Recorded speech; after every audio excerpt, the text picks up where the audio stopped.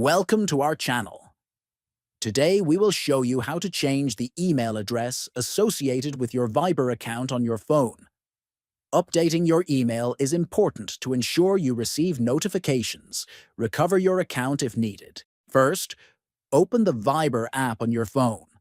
Once the app is open, look at the bottom right corner and tap on More. Then, at the top of this menu, tap on the Edit icon. This will allow you to make changes to your profile information. In the email field, delete your old email using the keyboard and then type in your new email address. Then tap on the Send icon located next to the email field. Viber will automatically send a confirmation message to your new email. Open your email inbox, find the message from Viber, and click on the Confirm Email link. This step verifies your new email address and updates it in your account. Changing your Viber email is quick and ensures your account stays secure and accessible.